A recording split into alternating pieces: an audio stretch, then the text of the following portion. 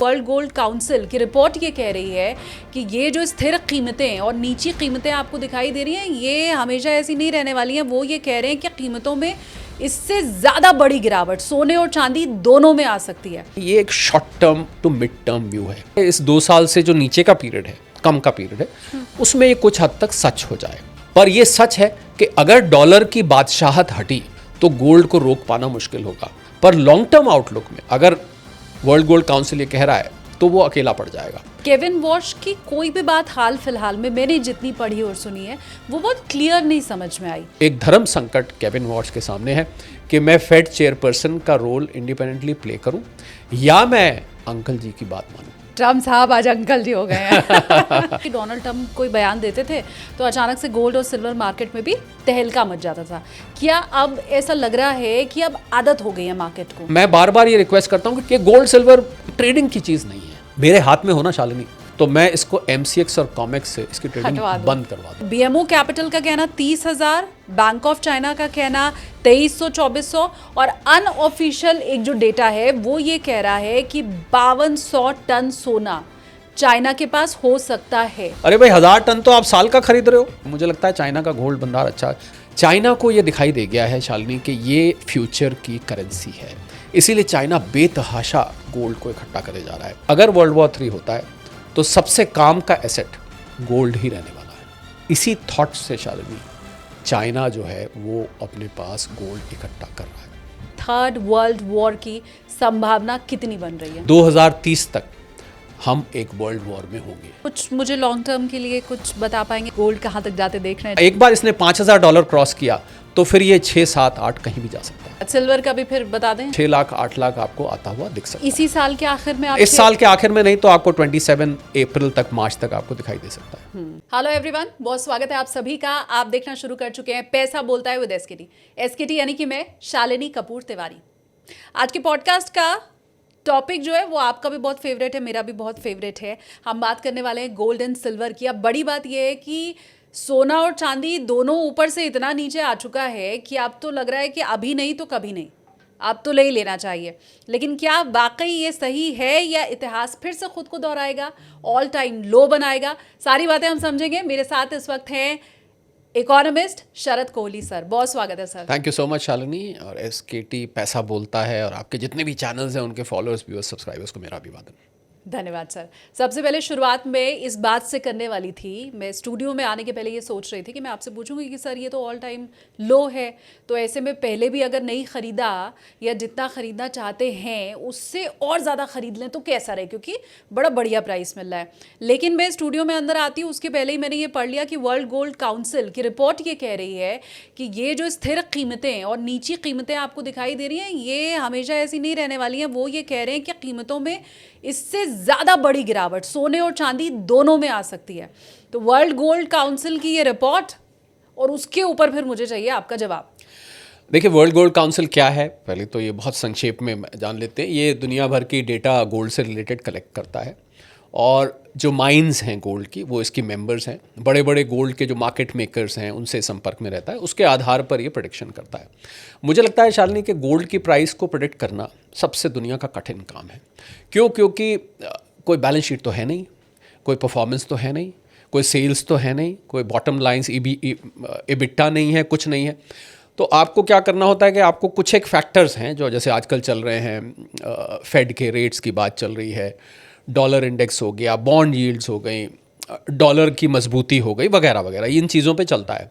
पर आपने जो बात कही वर्ल्ड गोल्ड काउंसिल की और जो उससे पहले आपने बात कही कि यही मौका है फिर हाथ नहीं आएगा, तो मैं इसके लिए एक छोटा सा एग्जाम्पल, बोलने में छोटा सा वैसे बहुत बड़ा एग्जाम्पल है।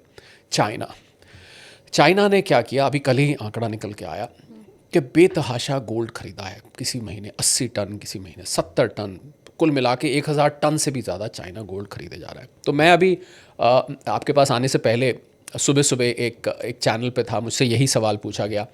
तो मैंने उनको बताया कि चाइना अगर इतनी बड़ी मात्रा में खरीद रहा है तो ऐसा क्या है जो चाइना को इसमें दिख रहा है? आखिर क्यों? क्या चाइना ने सेट पहनने हैं? क्या चाइना ने झुमके पहनने हैं? बड़े बड़े कंगन बनवाने हैं? करदनी बनवानी है? क्या करना है चाइना ने? ऐसा कुछ नहीं करना है। चाइना को ये दिखाई दे गया है शालिनी कि ये फ्यूचर की करेंसी है। ये फ्यूचर की वैल्यू है, यही रियल एसेट है। अब देखिए ना, रियल एसेट में क्या होता है, एक तो गोल्ड होता है, एक रियल एस्टेट होती है, प्रॉपर्टी जिसको हम कहते हैं। पर अगर कल को कहीं मुसीबत आ जाए, मान लीजिए कहीं बम गिर गया, तो वहाँ की तो रियल एस्टेट खत्म हो गई। आपने देखा दुबई में क्या रियल एस्टेट दौड़ती थी, और इस समय वहाँ पर अभी आज मुझे पता लगा कि वो लोग दुबई के लोगों को इंसेंटिव दे रहे हैं कि आप अगर यहाँ टूरिस्ट को बुलाएंगे तो $800 तक आपको मिलेंगे।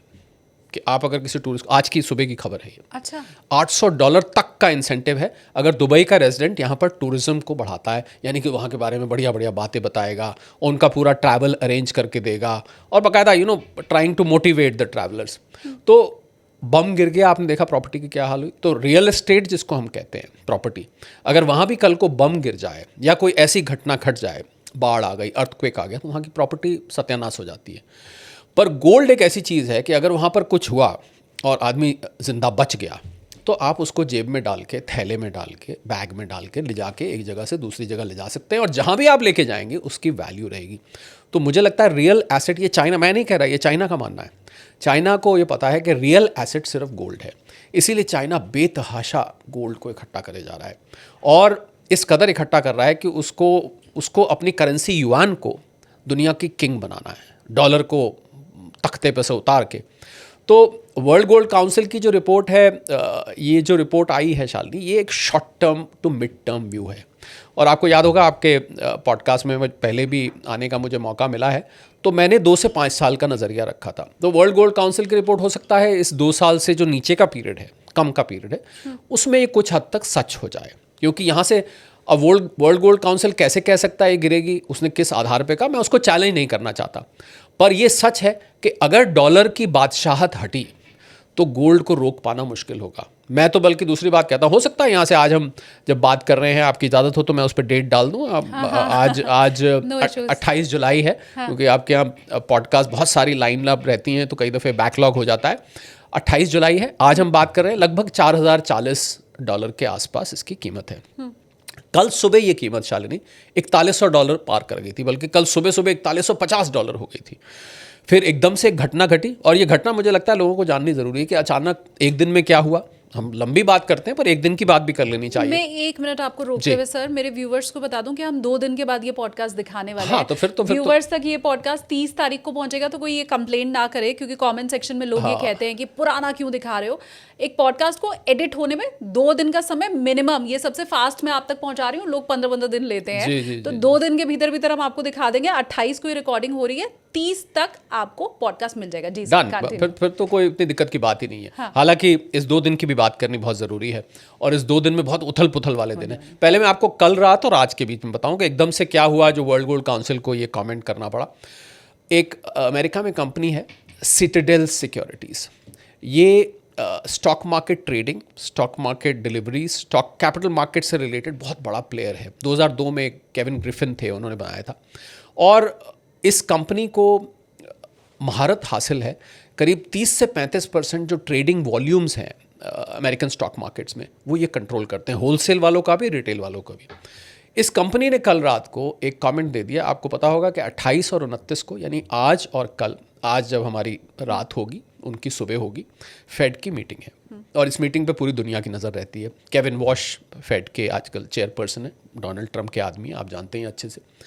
अब इस मीटिंग से पहले सिटाडेल सिक्योरिटी ने कह दिया कि यार ये क्या रोज़ रोज़ फेड का डर मचा रहता है। तथ्य ये था, रोज़ रोज़ फेड का डर, फेड घटा देगा, इसको ऐसा करो रेट बढ़ा ही दो एक बार। जैसे ही सिटाडेल सिक्योरिटीज़ ने कहा कि रेट अब बढ़ जाना चाहिए, एक बार बढ़ा के और आगे का सारा जो डर ख़त्म कर दो, यानी इस तरीके की बात करी। तो इससे क्या हुआ कि कॉमेक्स में हमारी, क्योंकि मैं और मेरी टीम कॉमेक्स के, नैस्डैक के, डाउ के, S&P, जितने भी अमेरिका के इंडाइसेस और मार्केट्स हैं उसको बहुत क्लोजली फॉलो अप करते हैं।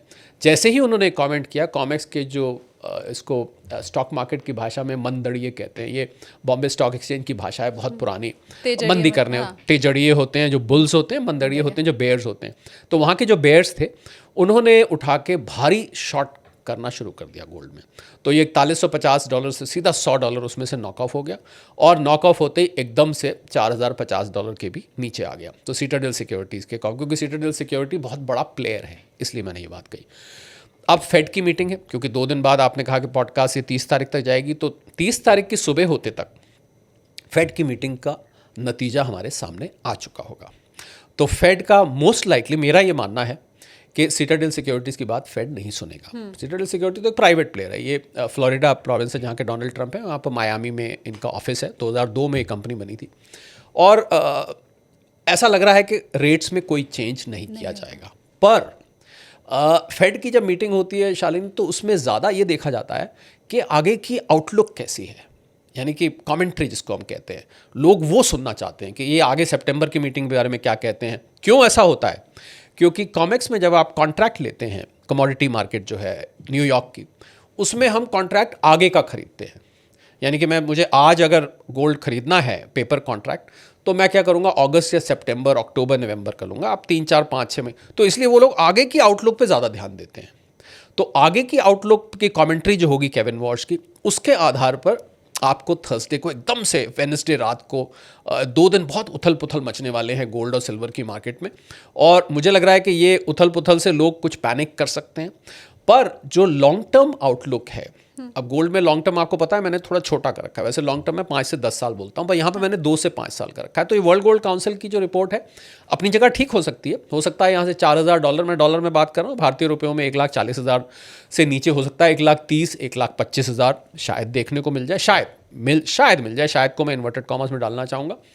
पर मुझे देखिए, अब प्रॉब्लम क्या है कि गोल्ड सिल्वर हो या स्टॉक्स हो, इसमें बॉटम पता लगाना बहुत कठिन है। आप कभी भी बॉटम नहीं, आप ऐसे कैसे मान लेंगे 1,25,000 आएंगे तो मैं खरीदूंगा या खरीदूंगी, ये तो नहीं हो सकता। तो इसीलिए जो स्टैगर्ड परचेज है वो इसीलिए बताई जाती है कि आप थोड़ा थोड़ा करके लीजिए। अगर आप निवेश करना चाहते हैं तो आप थोड़ा थोड़ा करके लीजिए। मैं होता तो शायद ऐसे ही करूँ। तो मुझे लग रहा है वर्ल्ड गोल्ड काउंसिल की शॉर्ट टू मिड टर्म के लिए आउटलुक है, पर लॉन्ग टर्म आउटलुक में अगर वर्ल्ड गोल्ड काउंसिल ये कह रहा है तो वो अकेला पड़ जाएगा। क्योंकि HSBC, UBS, Morgan Stanley, JP Morgan, इन सब इंस्टीट्यूशंस ने गोल्ड की लॉन्ग टर्म आउटलुक को बहुत ज़्यादा पॉजिटिव बताया है। और मेरा भी नाम आप इसके पीछे पीछे कहीं जोड़ सकते हैं। मैं भी यही मानता हूँ कि ये फ्यूचर करेंसी है। और मैं तो अब मुझे जो चाइना करता दिख रहा है, वो कुछ ऐसा काम कर रहा है जो कि मुझे लग रहा है कि लोगों को हैरान कर रहा है कि ऐसा क्या चाइना को गोल्ड में दिख रहा है जो बाकी की दुनिया को नहीं दिख रहा है। ऐसा क्या दिखाई दे रहा है? और जिन लोगों को चाइना की तरह दिख रहा है, मुझे लगता है उनको ठीक दिख रहा है। मैं चाइना के ऊपर आगे बात करूंगी, लेकिन क्योंकि हमने केविन वॉश की बात करी ली है, उससे जुड़ा हुआ मेरा एक सवाल ये है कि केविन वॉश की कोई भी बात हाल फिलहाल में मैंने जितनी पढ़ी और सुनी है वो बहुत क्लियर नहीं समझ में आई। वो क्या वजह है कि केविन वॉश या तो सामने आके साफ साफ कह दें कि जी हमारा एकमात्र जो मोटिव है वो महंगाई को रोकना है, ये भी नहीं बोल रहे। हमारा एकमात्र मोटिव है लोगों को रोजगार देना, वो ये भी नहीं कह रहे। वो ये ऐसा दिखाने की कोशिश कर रहे हैं कि मैं तुम्हें था ही नहीं लगने दूंगा कि मैं करना चाहता क्या हूँ, फेड करना चाहता क्या है, मैं बताने ही नहीं वाला, तुम्हें एक हिंट भी नहीं दूंगा। ये केविन वॉश क्यों कर रहे हैं? धर्म संकट ही, क्योंकि उनको अपॉइंट किया है डोनाल्ड ट्रंप ने। और फेडरल रिजर्व एक इंडिपेंडेंट इंस्टीट्यूशन माना जाता है, यानी कि एक बिल्कुल स्वचालित, स्वतंत्र, यानी उस पर सरकार का कोई बस नहीं चलना चाहिए। दोनों तरफ से वो सरकार को बस ना चलाए और सरकार उसके ऊपर बस ना चलाए। पर अपॉइंट किया गया है डोनाल्ड ट्रंप द्वारा। और डोनाल्ड ट्रंप ने चुपके से ये तो कहीं कह ही दिया है कि भैया इंटरेस्ट रेट बढ़ाने नहीं है। वो एक बिजनेसमैन है डोनाल्ड ट्रंप, और पैसा जब महंगा होगा किसी देश में तो बिजनेसमैन को पसंद नहीं आएगा।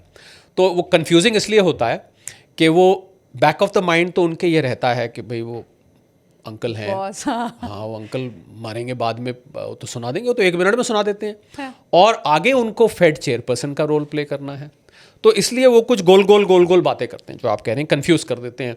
क्योंकि अभी उनका स्टेटमेंट आया कि हमें महंगाई कम करने के लिए काम करना है। तो महंगाई कम करने के लिए काम करना है तो रेट बढ़ा दीजिए ना फिर आप। हाँ। फिर तो आपको रेट बढ़ाना बनता है, ये तो बेसिक इकोनॉमिक्स है। पर रेट नहीं बढ़ाएंगे, महंगाई के लिए काम करना है। और कुछ ऐसे मिले जुले कमेंट दे देते हैं, हाँ महंगाई ऐसा लग रहा है कि आगे कंट्रोल में आ जाएगी, फिलहाल ऐसा लग रहा है महंगाई काफ़ी है। तो आप जब भी देखेंगे केविन वॉश के जितने स्टेटमेंट निकाल के देखेंगे, आपने ठीक पकड़ा है, वो 2 तरफा होते हैं। कभी लगता है कि वो बहुत ज़्यादा फिस्कल इकोनॉमिक्स को सपोर्ट कर रहे हैं, कभी ऐसा लगता है कि किसी दबाव में हैं। तो दबाव में तो हैं, ये तो हमारा आप इसको बात को जानते हैं, इसलिए आपको ये तो एक धर्म संकट केविन वॉश के सामने है कि मैं फेड चेयरपर्सन का रोल इंडिपेंडेंटली प्ले करूं या मैं अंकल जी की बात मानूं। ट्रम्प साहब आज अंकल जी हो गए हैं। मेरे नहीं। मुझे मुझे एक चीज़ और आपसे समझनी है। जब मैं पढ़ रही थी फेड के बारे में, तो उसमें ये है कि ऐसा नहीं है कि केविन वॉश जो चाहे वो कर सकते हैं। 12 लोगों का FOMC होती है, राइट, और वो सब मिलके एक साथ कोई फैसला लेंगे तभी होगा। केविन वॉश के अकेले कर देने से कुछ होगा नहीं। तो डोनाल्ड ट्रम्प का अपॉइंट किया हुआ एक ही आदमी है या बाकी 11 में भी लोग हैं डोनाल्ड ट्रम्प के? बाकियों में भी हैं, क्योंकि इनको आए हुए अब ऑलरेडी 2 साल होने वाले हैं, और कुछ इनके पिछले टर्म जो 2016 से 2020 तक रहा था। और फेड चेयरपर्सन के पास एक किस्म की वीटो पावर भी होती है, यानी कि अगर बराबर बराबर हैं तो फेड चेयरपर्सन जो है उसमें कुछ ऐसा रूल आउट कर सकता है कि वो इस तरीके का डिसीजन। तो इसलिए देखिए, अगर आप इकोनॉमिक्स के प्रिंसिपल्स पे जाएं, अर्थशास्त्र पर बेसिक पर जाएं, तो रेट बढ़ाना बनता है। क्योंकि हालांकि जो अमेरिका में इन्फ्लेशन के नंबर्स आए पिछले हफ्ते, वो 2.8 से घट के 2.6 पर आ गई, इसलिए मुझे लग रहा है रेट नहीं बढ़ाएंगे। पर अभी सबसे बड़ा सवाल ये है शालिनी, कि अमेरिका के नंबर्स पर कितना भरोसा किया जाए, कितना ट्रस्ट किया इनको तो जाए। 2 के अंदर अंदर रखना है ना। इनका तो जो मतलब ये चाहते जो है हाँ, वो तो 2 से के नीचे, अंदर, 2 से नीचे चाहते हैं, उससे ऊपर अभी बना हुआ है। तो कायदे से आप देखें तो इनके 2 वाली अगर बैंड भी है, इसको हम बैंड कहते हैं, बैंड देखें तो इनको कायदे से रेट बढ़ा देने चाहिए। पर अगर रेट बढ़ाए तो पहले ही अमेरिका की जो GDP है वो हार्डली ग्रो कर रही है, हार्डली ग्रो कर रही है। और अगर आप जब रेट बढ़ाते हैं तो आप GDP पर ब्रेक मार देते हैं। एक तरह से आपकी जो ग्रोथ है, जो इन्वेस्टमेंट्स आ रही हैं वो रुक जाएंगी, जो बिजनेस एक्सपेंशंस हैं वो रुक जाएंगी, नौकरियों का सृजन रुक जाएगा, और बहुत सारी ऐसी चीज़ें, पैसा महंगा हो जाएगा, नए बिजनेसेस पैसा नहीं ले पाएंगे। तो इस बात को लेकर डोनाल्ड ट्रंप बहुत पॉजिटिव हैं कि पैसा मेरे देश में महंगा नहीं होना चाहिए, we should be the most interest friendly country in the world, ये ऐसा उनका ड्रीम है।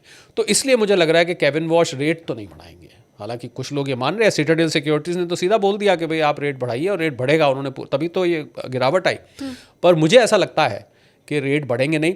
हाँ, कमेंट्री में कुछ ऐसी फुलझड़ी छोड़ देंगे कि आगे हम सितंबर में, दिसंबर में, अब आगे की बात आगे है ना, यहाँ तो रोज़ एक जन्म होता है डोनाल्ड ट्रंप के साथ। तो आप पता है, weekend war, weekend holiday, holiday of war, पता नहीं क्या क्या कॉन्सेप्ट होता है। लड़ाई शुरू हो गई, रुक गई, शुरू हो गई, रुक गई, मतलब 5 महीने आज पूरे हो गए। हमने 28 तारीख की बात करी, 28 फरवरी को शुरू हुआ था, आज एग्जैक्टली 5 महीने इस लड़ाई को हो गए। मुझे आप गिन के बताइए कि कितनी बार ये लड़ाई रुकी।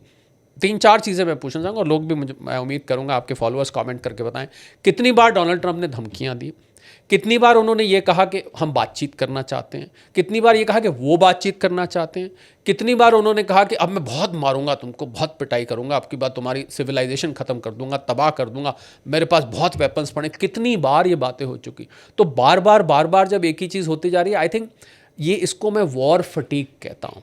एक वॉर फटीक ऐसा लग रहा है कि दुनिया के ऊपर और डोनाल्ड ट्रंप के खुद के ऊपर बन रही है, फंस गए हैं। और एक खतरनाक बात शालिनी जो हुई इस लड़ाई में, मैंने अभी 2 दिन पहले एक प्लेटफॉर्म पे बोला, इसमें कहीं चाइना और रशिया की गुपचुप एंट्री मुझे दिखाई दे रही है। और इस बात मैंने जब बोला, उससे अगले ही दिन एक खबर आ गई जो मेरे स्टैंड को विंडिकेट करता है कि यूक्रेन ने ईरान की एक शिप पर हमला कर दिया। यूक्रेन ने ईरान की शिप पे, रशिया यूक्रेन का वॉर चल रहा है, क्यों किया? क्योंकि उसको ये यकीन हो गया कि ईरान और रशिया के बीच में कुछ आर्म्स का आदान प्रदान चल रहा है। आप सोचिए। तो इससे मेरा जो स्टैंड था कि मुझे लग रहा है चाइना रशिया की एंट्री हो चुकी है, बहुत से लोग इसके बारे में बहुत दिन से बात भी कर रहे थे, पर उसके इस अटैक करने से ये सिद्ध हो गया कि ईरान और रशिया, और देखिए प्रॉब्लम क्या है, बहुत सारे लोग मुझसे पूछते हैं कि भाई ये ईरान, ये कुवैत, बहरीन, जॉर्डन पर ही अटैक करता रहता है, वहाँ मिलिट्री बेसिस हैं, और मुझे इन मिलिट्री बेसिस के अंदर तो नहीं गया, पर बाहर इनके चारों तरफ घूमने का मौका मिला है। पूरी एक सिटी विद इन सिटी है जो इनका बेस कुवैत में है, कुवैत का कैपिटल कुवैत सिटी है, और उसमें एक अंदर एक जगह पूरी बाउंड्री की हुई है, ऐसा लगता है कि कुवैत के अंदर एक अमेरिका बसा हुआ है, वहीं इनका अपना स्कूल है, सब कुछ उनका अंदर प्राइवेट है। तो लोग कहते हैं कि ईरान इनके बेसिस पर हमला कर रहा है। ईरान सीधा अटलांटिक ओशन पार करके अमेरिका में क्यों नहीं हमला करता? जब अमेरिका उसको, तो उनके पास मिसाइल नहीं है। अब जो डोनाल्ड ट्रंप को डर लग रहा है कि कहीं रशिया और चाइना इनको वो ICBM, inter continental ballistic missile ना दे दे, जो कि हज़ारों किलोमीटर दूर जाके अटलांटिक के उस पार अमेरिका में जाके हमला कर दे, ये उनको डर लग रहा है। दूसरा, चाइना रशिया की एंट्री से उनको डर लग रहा है कि चाइना कहीं ऐसा कुछ सप्लाई ना कर दे। तीसरा, अब ये लड़ाई रुकी क्यों? मुझसे बहुत सारे लोगों ने पूछा ये क्या हुआ एकदम से, डोनाल्ड ट्रम्प लगातार को एकदम से 12-13-14 दिन चलने के बाद एकदम से रुक गए। दूसरा, इनको एक मैंने बड़ा ट्रेंड नोट किया क्रूड ऑयल से और लड़ाई का संबंध। जैसे ही $100 क्रूड ऑयल जाता है, ये लड़ाई को रोकने लग जाते हैं, क्योंकि इनको लगता है कि अब यहाँ पर गैस की प्राइसेस जो है वो $4 प्रति गैलन चढ़ेगी, लोग उबलेंगे, तो भाई इसको रोक दो। और जैसे ही वो 75 के पास आने लगती है, इनको फिर लड़ाई का भूत सवार हो जाता है। एक तो मैं ये क्रूड ऑयल की प्राइस और लड़ाई का सीधा सीधा मैं संबंध देख रहा हूँ। लड़ाई से क्रूड ऑयल प्राइस नहीं, क्रूड ऑयल प्राइस से लड़ाई ऐसा लगता है कि शुरू होती है फिर रुकती है। चाइना रशिया वाला एंगल बोला। दूसरा, नवंबर के मिड टर्म, और एक और घटना घटी अमेरिका में, बल्कि एक नहीं दो घटी अमेरिका के पार्लियामेंट में। अमेरिका का जो हाउस ऑफ रिप्रेजेंटेटिव्स है, वहाँ पर 2 वोटिंग करी गई। एक वोटिंग करी गई, इन्होंने कहा मुझे $73 बिलियन और चाहिए इस लड़ाई को लड़ने के लिए। तो आपको कांग्रेस के पास, वहाँ की पार्लियामेंट को कांग्रेस कहते हैं, वापस जाना पड़ता है, उनसे वोटिंग कराई। 216 बाय 214 से ये जीत गए, यानी कि 216, जबकि 220 इनकी मेजॉरिटी थी। 4 रिपब्लिकन्स ने उस ग्रांट के खिलाफ वोट किया डेमोक्रेट्स के फेवर में, पर फिर भी ये जीत गए क्योंकि 2 वोट फालतू थे। हाँ। तो एक तो इनको ये खतरनाक सिग्नल मिला कि रिपब्लिकन धीरे धीरे करके पाला बदल रहे हैं। दूसरी, ये लड़ाई चलनी चाहिए कि नहीं चलनी चाहिए, इस पर भी वोटिंग हुई। वो 214 बाय 208 से ये जीत गए, पर हार गए। पर क्योंकि इनके पास वीटो पावर है, तो ये चाहें तो वो एक फॉर्मेलिटी होती है, वो वाली वोटिंग फॉर्मेलिटी होती है। ये चाहें तो ये फिर अमेरिका प्रेसिडेंट को पावर है कि वो लड़ाई कर सकता है। इनको अब ये एहसास होने लग गया है कि यहाँ पर जनता इस युद्ध के खिलाफ होती जा रही है और ये युद्ध अननेसेसरी नज़र आ रहा है। और एक और कारण लड़ाई रुकने का, इनके सेंटकॉम आप सुनते होंगे, जो आजकल जिसको सेंट्रल कमांड कहते हैं, ये सेंटकॉम है जो अमेरिका में लड़ाई कर रहा है, पूरा यूनिट, उसको नाम सेंटकॉम दिया हुआ है। हाँ। उसके एडमिरल चीफ हैं, उनका नाम है ब्रैड कूपर ने इनको कहा कि साहब आपने जो टॉमाहॉक और थार्ड और पेट्रियट मिसाइल्स चलाई हैं वो हमारी आधी रह गई हैं, ख़त्म हो गई हैं, तो भैया ये उनको मारना बंद, क्योंकि वो इंटरसेप्टर मिसाइल से, जैसे ईरान मिसाइल चलाता है तो इनकी पेट्रियट मिसाइल, थार्ड और ये जो तीसरी मिसाइल है, ये वहाँ जाके उसको काटती है, टॉमाहॉक। इन्होंने कहा वो उसका जो ज़ख़ीरा है वो लगभग किसी में 1/3 किसी में हाफ रह गया है। तो उन्होंने कहा थोड़ा ठहर जाइए, ये मिसाइलें हमारी ख़त्म होती, जो बहुत महंगी मिसाइलें हैं। तो उन्होंने कहा इनको बनाने का मौका दीजिए, वरना ऐसा ना हो कल को अमेरिका पर हमला हो और हमारे पास इंटरसेप्टर मिसाइल ही ना हो। तो ये 3-4 कारणों से इन्होंने लड़ाई रोकी है। और बीच में फिर बोलते रहेंगे मैं फिर मारूंगा, फिर लड़ाई करूंगा, हम बातचीत कर रहे हैं, वो बातचीत करना चाहते हैं, पता नहीं कौन इनसे बातचीत करता है, मुझे तो ये नहीं समझ में आया किससे बातचीत करते हैं। आज फिर स्टेटमेंट आई, ईरान हमसे फिर बात करना चाहता है। कहाँ बात करना चाहता है, वो तो खाली धमकी देते हैं कि हमें मारो तो हम तुमको बताएंगे। तो बड़ी ही अजीबोगरीब परिस्थिति है जियोपॉलिटिकल लेवल पे, ये फंस गए हैं वहाँ पर। ये आगे लड़ाई करते हैं तो मुसीबत है और वापस जाते हैं तो मुसीबत। इट्स लाइक आगे कुआं पीछे खाई। क्योंकि ये पूरी लड़ाई और युद्ध की बात हो ही रही है, तो इसी से जुड़ा हुआ सोने और चांदी के मार्केट का जो सवाल है मैं वो पूछ लेती हूँ कि ये जो पूरा जियोपॉलिटिकल टेंशन सिचुएशन है, हम शुरू में ये देख रहे थे कि डोनाल्ड ट्रम्प कोई बयान देते थे तो अचानक से गोल्ड और सिल्वर मार्केट में भी तहलका मच जाता था। क्या अब ऐसा लग रहा है कि अब आदत हो गई है मार्केट को कि डोनाल्ड ट्रम्प कुछ भी बोलें या युद्ध जैसी सिचुएशन है, एक बार फिर से अटैक भी हो जाए तो भी मार्केट अब अपनी ही चाल चल रहा है? ये क्या दिखाई दे रहा है? अगर आप सोने चांदी का पूछ रहे हैं तो सोने चांदी ने 3-4 अपने दुश्मन रिश्तेदार बना रखे हैं। मैं उनके नाम ले लेता हूँ। क्रूड ऑयल, डॉलर इंडेक्स, उसको DXY कहते हैं, बॉन्ड यील्ड्स, और चौथा है शायद बहुत सारे लोग ना जानते हो, मैं उनको बताना चाहूँगा, शायद ना जानते हो, बहुत सारे लोग जानते भी होंगे कि डॉलर भी ट्रेड किया जाता है। फॉरेक्स मार्केट है बाकायदा, जैसे स्टॉक मार्केट होती है, जैसे कमोडिटी मार्केट होती है, ऐसे फॉरेन एक्सचेंज की एक मार्केट होती है। उस मार्केट में आप करेंसीज के फॉरवर्ड कॉन्ट्रैक्ट्स ले सकते हैं, डेरिवेटिव ट्रेडिंग जिसको कहते हैं। तो ये 4 चीज़ें, 4 दुश्मन मैंने बताया, crude oil, dollar index, bond yields और डॉलर की फॉरेक्स मार्केट, इन चारों के गिरफ्त में इस समय सोना और चांदी है। जैसे जैसे ये मूवमेंट करते हैं, सोना और चांदी ऊपर और नीचे मूव करता है। पर मैंने एक अन्य प्लेटफॉर्म पे ये बात बोली थी कि किसी दिन सोना चांदी अपने इस रिश्तेदारी को तोड़ेगा और अपनी चाल चलेगा। कुछ हद तक तो इम्यूनिटी आई है, पर हम लोग क्योंकि इसके वॉल्यूम्स भी शालिनी बहुत क्लोजली एनालाइज करते हैं, हम अमेरिकन स्टॉक मार्केट्स की और अमेरिकन कॉमिक्स की हम लोग बहुत क्लोजली, कि आज कितने लॉन्ग्स हुए, आज कितने शॉर्ट्स हुए, कितने लोगों ने डिलीवरी ली, कहाँ कहाँ डिलीवरी ली गई। इसके ट्रैकिंग से ये पता लगा कि जब जब ये $4000 से नीचे जा रहा है तो बहुत हैवी बाइंग आ जाती है। तो उसको हम टेक्निकल चार्ट्स पे सपोर्ट लेवल कहते हैं। अगर आप इसको प्लॉट करें, हालांकि मैं ये बताना चाहूँगा यहाँ पर कि सोने और चांदी में जो टेक्निकल एनालिसिस है जो शेयर मार्केट में होता है, आप कैंडल स्टिक चार्ट पढ़ते हैं, आप 20 डेमा हो गया, 50 डेमा हो गया, 200 डेमा हो गया, जो हम स्टॉक मार्केट के नॉर्मल टेक्निकल एनालिस्ट उसको पढ़ते हैं, वो सोने चांदी में पूरी तरीके से अप्लाई नहीं करता है। क्योंकि कंपनी के केस में, कंपनी के शेयर्स में वो अप्लाई करता है, क्योंकि कंपनी की एक बैलेंस शीट है, फंडामेंटल्स हैं, कंपनी का एक ट्रेंड है, हर साल रिजल्ट्स आते हैं। पर सोने चांदी में ऐसा है नहीं। पर क्योंकि आप देखिए किसी चीज़ की प्राइस चल रही है तो आप उसको ग्राफ पे प्लॉट तो कर ही सकते हैं आप, और प्लॉट करके कोई ना कोई डायग्राम तो वो बनाएगा ही बनाएगा। तो अपने फॉर्मूले भी लोग बता ही देते हैं, हाँ, वो ये बता कैंडल, देते हैं, वो पर कैंडल, हाँ। वो मैंने देखा सोना चांदी में बहुत ज़्यादा, हालांकि with due respect to all those who do, बहुत मेहनत करते हैं, मेरी टीम भी उसको ट्रैक करती है, पर मैं उसको बहुत ज़्यादा मानता नहीं है। ऐसे लोग, एक GSR रेशियो होती है, उसको गोल्ड सिल्वर रेशियो कहा जाता है, कि अगर सिल्वर इतना है तो गोल्ड इतना है, तो वो भी ट्रैक करते हैं, पर दोनों की आपस में रिश्तेदारी आई गेस 69/1 समथिंग कुछ चल कभी रहा है। 64, कभी 65, कभी 60, कभी 70, कभी 69, ये आगे पीछे चलता रहता है। तो अभी पहले तो मैं आपको ये कहना चाहूँगा कि जो कुछ मैं गोल्ड के लिए कह रहा हूँ वो लगभग इस समय चांदी के लिए भी अप्लाई करता है। तो आप चांदी की हम अलग से अगर इस मामले में ना भी बात करें तो आप उसको चांदी पे अप्लाई कर सकते हैं। फिलहाल चांदी के लिए कोई ऐसा बहुत बड़ा अलग से ट्रिगर नहीं है आज इस समय जिसकी हम अलग से करें कि चांदी अपनी अलग चाल चलने लगी है। फिलहाल आई think it is playing with the gold at this point of time. तो मुझे लग रहा है कि जो $4000 पे सपोर्ट बनी है वहाँ पर बाइंग आती है बार बार। वो बाइंग कॉमेक्स में आती है, वो बाइंग लार्ज इंस्टीट्यूशंस में भी आती है शालिनी, और वो बाइंग रिटेल इन्वेस्टर्स में भी आती है, और वो बाइंग ETF से भी आती है। तो ये जो 1,40,000 रुपये प्रति 10 ग्राम, अगर मैं भारतीय रुपए में बात करूं, तो ये भी एक किस्म का सपोर्ट लेवल बना हुआ है। हालांकि मेरा ये साथ में जोड़ना चाहूँगा, अगर कोई बड़ा ट्रिगर आता है, कोई बड़ा कारण बनता है, तो इसको भी तोड़ा जा सकता है। ऐसा नहीं है कि एक किला बन गया, इसको आप तोड़ नहीं सकते, ये टूट जाएगा। But I think more important is, मैं तो एक ही बात बोलता हूँ गोल्ड सिल्वर के बारे में, और जो ज़्यादा मुझे लगता है लोगों के काम की है, कि गोल्ड सिल्वर, मैं बार बार ये रिक्वेस्ट करता हूँ कि ट्रेडिंग की चीज़ नहीं है। मेरे हाथ में होना शालिनी, तो मैं इसको MCX और कॉमेक्स से इसकी ट्रेडिंग बंद करवा दूं, क्योंकि ये ट्रेड करने की चीज़ नहीं है। सोना तो रखने की चीज़ है, सोना तो साथ में सो जाने की चीज़ है। सोने को आप रखिए लंबे वक्त, देखिए ना भारत में सोना रखा है, कितने कितने साल तक रखा रहता है। और अगर आप उसमें ट्रेडिंग शुरू कर देंगे तो फिर आप अपने ब्लड प्रेशर को बढ़ाने घटाने का साधन स्वयं ही इकट्ठा कर रहे हैं। You are unnecessarily attracting anxiety.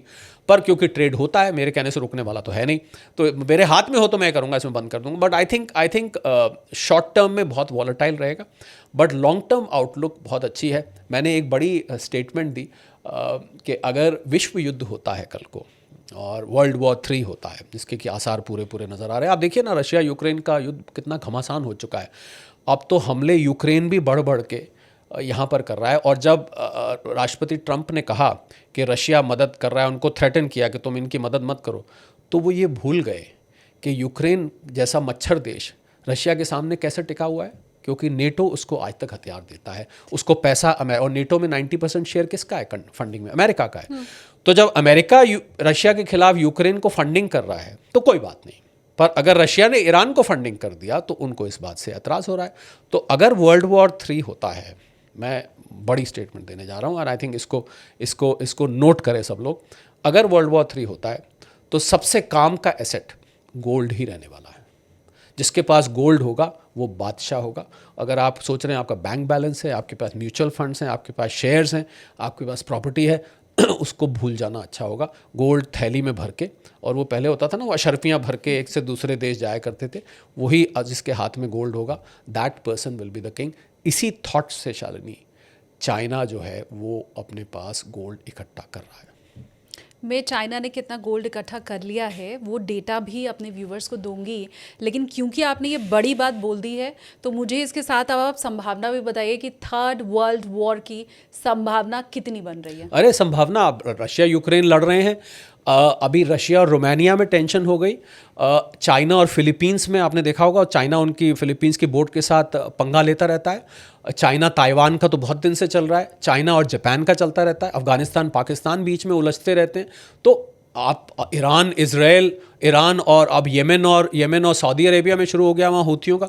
तो वर्ल्ड वॉर का तो पूरा का पूरा, जिसको कहते हैं पृष्ठभूमि हिंदी में, क्षमा करें मेरी हिंदी अगर मैं गलत शब्द इस्तेमाल कर जाऊं, तो उसकी एक पृष्ठभूमि तैयार हो रही है।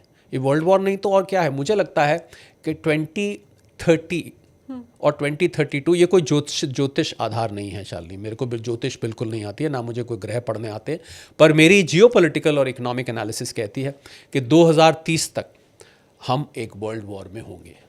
और उस वर्ल्ड वॉर में जिसके पास सोना, क्योंकि आपका सवाल सोने का है, आप कहेंगे बार बार सोने के बीच में लड़ाई घुसा देता है, कभी सोने के बीच में डोनाल्ड ट्रंप को घुसा देता है, पर क्या करें, यही चीज़ है जो इफेक्ट।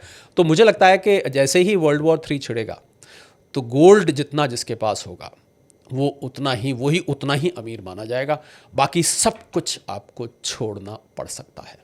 सर ज्योतिषी नहीं है, लेकिन इसके पहले भी उन्होंने जो संभावना व्यक्त की थी 2026 में, वो चाहे मंदी की है, जियोपॉलिटिकल टेंशन के बाद 2030 तक की आप बात कर रहे हैं, तो वो सारी अभी तो मुझे सही होती हुई दिखाई दी है। अब 30 में क्या होगा, मुझे पिछली बार भी याद है सर, आपने कहा था भगवान न करे ये हो, मैं चाहता नहीं हूँ ये तो मैं हमेशा ही कहूंगा, क्योंकि सर्वनाश को कोई भी प्रेडिक्ट करना अच्छा नहीं लगता है। ये मैं साथ में फिर राइटर जोड़ दूं, I want that I should be proved wrong, कि 2030 में ऐसा ना हो। क्योंकि सोचिए ना शालिनी, अभी कॉकरोच का प्रोटेस्ट हुआ था, सारे यंग लोग थे, आप भी वहाँ पर थी, सारे 18, 20, 21, 22, 23, 24, 25 साल के, जिनका सारा भविष्य उनके सामने है, और 2030 के वो कितना 25-30 साल के होंगे। तो अगर ये सर्वनाश की घड़ी आती है तो सोचिए कितना लोगों की जान जाएगी और अर्थव्यवस्था ख़त्म हो जाएंगी, लोगों के पास काम काज नहीं। अगर आप हमारे अध्यात्म में जाएं, उसमें तो यहाँ तक लिखा है, ये जो मैं बोल रहा हूँ ये मेरी जियोपॉलिटिकल और जियो इकोनॉमिक एनालिसिस है, पर अगर आप इसको हमारे स्क्रिप्चर्स से रिलेट करके देखें, उसमें ये लिखा है कि 25% लोग बच जाएंगे, और क्योंकि यहाँ पर न्यूक्लियर रेडिएशंस होंगे तो वो पहाड़ों पर जाना पड़ेगा। न्यूक्लियर रेडिएशन क्या होता है कि एटमॉस्फेरिक लेवल तक होता है, तो पहाड़ों पर जाके you will go back to that age जहाँ पेड़ों से फल तोड़ के खा रहे हैं, और क्योंकि कपड़े भी नहीं पहन पाएंगे आप, तो कपड़े भी आपके रेडिएशन की वजह से आपको कपड़े भी छोड़ के जाने पड़ेंगे, बस सोने की वो थैली उठा लीजिएगा बस। अब ये सोने की थैली के ऊपर आप बताइए, हम लगातार चाइना की बात कर रहे हैं, मैं व्यूवर्स को भी थोड़ा अगर डेटा दूं और सर आपसे भी पूछूं, BMO कैपिटल की जो रिपोर्ट अभी आई है वो ये बता रही है कि चीन के पास 30,000 टन सोना है, दुनिया का कुल भंडार जो है उसका 13% इस रिपोर्ट के मुताबिक चाइना के पास गोल्ड है। बैंक ऑफ चाइना ये कहता है कि हमारे पास 2300-2400 टन ही गोल्ड है। तो BMO कैपिटल का कहना 30,000, बैंक ऑफ चाइना का कहना 2300-2400, और अनऑफिशियल एक जो डेटा है वो ये कह रहा है कि 5200 टन सोना चाइना के पास हो सकता है। आप कौन से वाले डेटा के पास हैं मुझे बताइए, 5200 टन 5200 टन वाले के साथ हैं, या 30,000 टन जो कि BMO कैपिटल बोल रहा है, किधर हैं आप? ऐसा करते हैं ना, यहाँ से बेजिंग की एक टिकट बुक कराते हैं, शी जिनपिंग को हम लिखते हैं, हम आ रहे हैं, हाँ। हम आपके गोल्ड को काउंट करने आ रहे हैं, हम आपकी मदद करेंगे काउंट करने में।